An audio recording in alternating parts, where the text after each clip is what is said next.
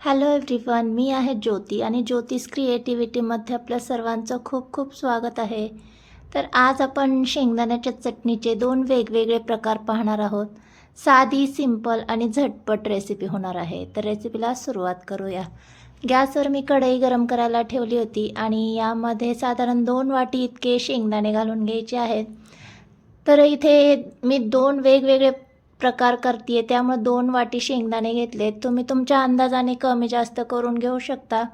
आता शेंगदाणे आपल्याला छान खरपूस आणि खमंग असे भाजून घ्यायचे आहेत. तर इथे पाहू शकता डाग पडेपर्यंत मी शेंगदाणे भाजून घेतलेत आणि आता एका भांड्यामध्ये काढून घेतलेत. आता त्याच कढईमध्ये 1 चमचा मी तेल गरम करून घेतलंय आणि त्यामध्ये 10-12 लसूण पाकळ्या आणि मिरच्या घेतलेल्या आहेत. मिरच्यांची देठं काढून स्वच्छ धुवून घेतलेत आणि पुसून देखील घेतलेले आहेत. त्यामध्ये 1 चमचा इतकं जिरे घालून घेतलेत. आता हे छान आपल्याला सगळं मीडियम गॅसवर भाजून घ्यायचं आहे.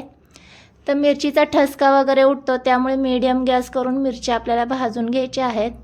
तर इथे पाहू शकता मिरच्यांना बऱ्यापैकी डाग पडलेला आहे.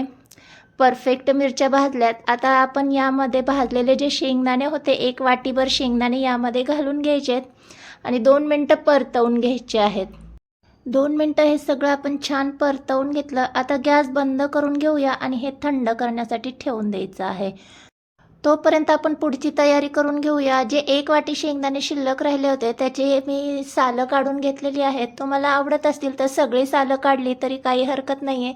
मी अर्धवट सालं काढून घेतली आणि मिक्सर जारमध्ये घालून घेतलेली आहे. सोबतच 1 चमचा जिरे, चवीनुसार मीठ आणि तिखट तुम्ही तुमच्या आवडीनुसार घालून घ्यायचं आहे. जिरे वापरत असताना इथे मी कच्चे जिरे वापरलेले आहेत. आता यामध्ये 7-8 लसणाच्या पाकळ्या घालून घ्यायच्यात आणि 1 चमचा इतकं तेल घालून घ्यायचं आहे आणि झाकण लावून आपल्याला हे मिक्सर चालू बंद करून वाटून घ्यायचं आहे. आपण हे मिक्सरमध्ये करत आहोत त्यामुळे यामध्ये मी तेल घालून घेतलेलं आहे. तुम्ही जर खलबत्त्यामध्ये करत असाल तर तेल घालायची काही गरज नाही आहे, कारण खलबत्त्यामध्ये शेंगदाणे कुटत असताना त्याला बऱ्यापैकी तेल सुटतं. तर इथे पाहू शकता छान आपली शेंगदाण्याची चटणी इथे तयार झालेली आहे. मिक्सर जो आहे तो आपण चालू बंद करून फिरवला होता त्यामुळे मस्त अशी दाणेदार अशी शेंगदाण्याची चटणी इथे तयार झालेली आहे. आता ही आपण एका भांड्यामध्ये काढून घ्यायची आहे. तर या पद्धतीने चटणी करून तुम्ही महिनाभर स्टोर करून ठेवू शकता. जेव्हा कधी पराठे केले किंवा तोंडी लावण्यासाठी काही नसेल तेव्हा अशी चटणी करून ठेवली की उपयोगी येते. आता आपण दुसरी चटणी करायला घेऊया. तर इथे जे शेंगदाणे आहेत ते देखील बऱ्यापैकी थंड झालेले आहेत. आता हे सगळं आपण मिक्सर जारमध्ये घालून घ्यायचे. त्याच मिक्सर जारमध्ये मी पुन्हा सगळं घालून घेतले आणि चवीनुसार मीठ घालून घेतले आणि आता ही चटणीसुद्धा आपल्याला मिक्सर चालू बंद करूनच वाटून घ्यायची आहे. तर इथे पाहू शकता या पद्धतीने आपण मस्त अशी चटणी देखील तयार केलेली आहे. तर 2 वेगवेगळ्या प्रकारच्या चटण्या मी यासाठी केलेल्या आहेत कारण माझ्या दोन्ही मुलींना 2 वेगवेगळ्या प्रकारच्या चटण्या आवडतात. मिरची घालून केलेली जी चटणी आहे ती आपण ऑलरेडी परतलेली आहे त्यामुळे पुन्हा हिला आपल्याला परतायची काही गरज नाही आहे.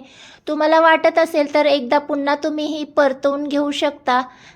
तर इथे झटपट, टेस्टी आणि झणझणीत अशा आपल्या 2 प्रकारच्या चटण्या तयार झालेल्या आहेत. तुम्हाला यामधली कोणती चटणी आवडते ती नक्की मला सांगा.